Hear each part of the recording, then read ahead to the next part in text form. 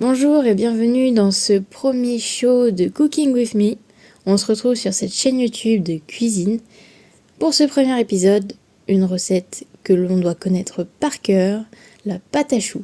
Vous connaissez certainement la pâte à choux avec le Paris-Brest, les éclairs ou encore la religieuse. Pour cette recette qui va être à peu près pour 15 à 22 pièces en fonction de ce que vous faites, si vous faites des choux, si vous faites des éclairs, tout dépend de la quantité que vous mettez. Mais les ingrédients que je vais vous donner, ça sera toujours les mêmes.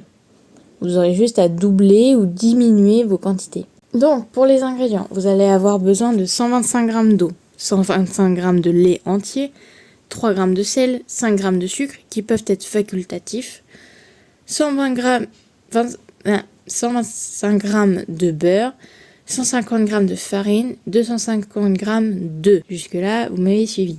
Dans une casserole, vous allez pouvoir peser votre eau, votre lait, votre sel et votre beurre que vous allez rajouter en petits morceaux.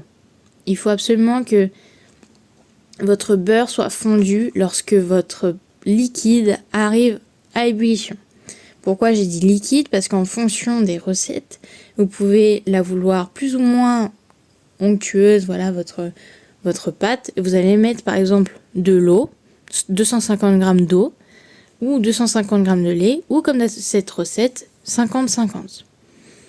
Une fois que votre beurre est fondu et votre mélange avec l'eau et le lait arrive à ébullition, vous sortez votre casserole du feu et vous ajoutez votre farine préalablement tamisée en une seule fois. Vous mélangez vigoureusement à l'aide d'une spatule. Pas de fouet parce que ça va être très compliqué de tout récupérer, ça serait vraiment une perte de temps, ce qui serait dommage pour vous.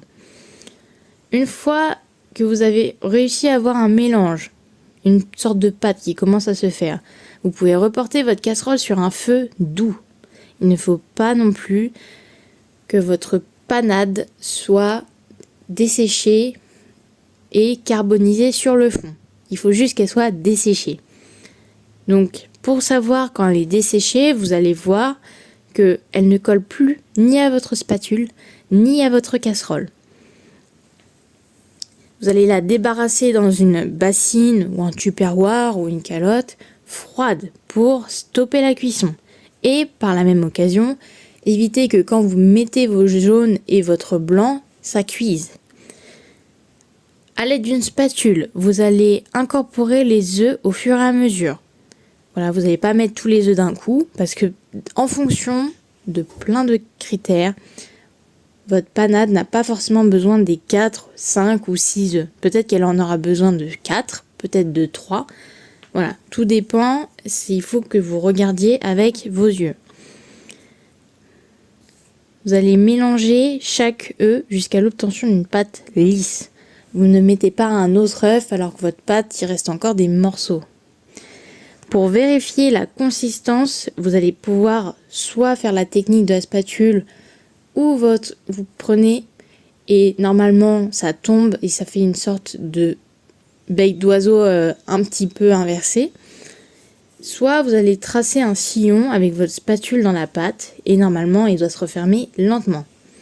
Et vous rectifiez évidemment en fonction de si vous avez besoin des jaunes ou non.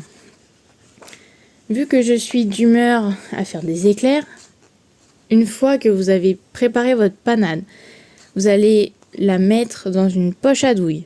Pour ma part, ce n'est pas une poche à douille, mais une pompe. Vous allez voir, ça fait le même résultat et c'est plus écologique et économique, je trouve. Vous remplissez la poche avec votre pâte.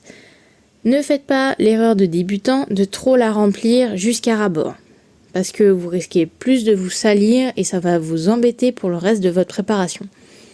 Vous refermez la poche en la tournant d'un quart de tour tout en serrant le haut. Et il ne faut pas qu'il y ait de bulles d'air, ou alors à minima, parce que sinon, si vous dressez votre chou et qu'il y a une bulle d'air, c'est pas terrible. Vous allez tirer légèrement sur la douille pour faire descendre votre pâte.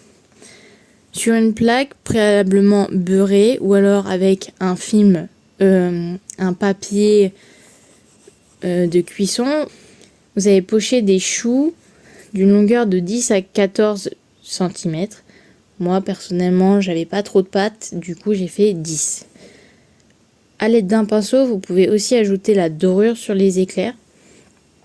Et vous allez faire des stries si vous n'avez pas de douille cannelée avec le dessus d'une fourchette. Pensez à bien tremper votre fourchette dans l'eau, sinon elle va coller à votre pâte. Enfournez à 190 degrés pendant 30 à 40 minutes vos éclairs. Ils sortiront dorés. Ensuite, vous allez pouvoir passer à la perforation de votre pâte, ce qui consiste à faire des trous pour pouvoir mieux insérer votre crème dans votre chou et que ça soit bien homogène partout.